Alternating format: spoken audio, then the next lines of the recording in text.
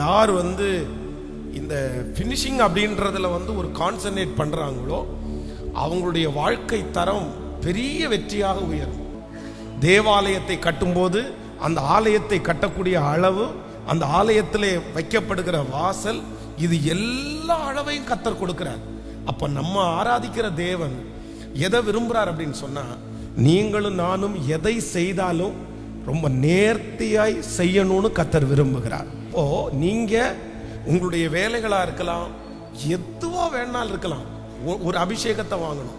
என்ன அப்படின்னு சொன்னா, ஆண்டவரே நான் ஒரு காரியத்தை செய்தேனே, ஆனால் அது எப்படி செய்யணும் அப்படின்னு சொன்னா, இதுக்கு மேல அதை நீட்டா செய்ய முடியாது அப்படின்ற அளவிற்கு நீங்க செஞ்சிட்டீங்கன்னு வைங்களேன், கண்டிப்பா சொல்றேன், நீங்கள் கண்டிப்பாக ஆசீர்வதிக்கப்படுவீர்கள்.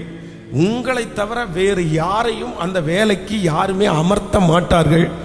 நீங்கள் தேடப்படுவீர்கள், நீங்கள் விசாரிக்கப்படுவீர்கள், நீங்கள் அழைக்கப்படுவீர்கள். பொறுப்புகள் உங்களுடைய கரங்களிலே கொடுக்கப்படும். உங்களை தேடி வசதிகளும் வாய்ப்புகளையும் கொடுக்கிறதற்கு கர்த்தர் வல்லவராயிருக்கிறார். அதைத்தான் ஆண்டவர் சொல்றாரு, ஒரு காரியத்தின் துவக்கத்தை பார்க்கலும் அதனுடைய முடிவு நல்லது.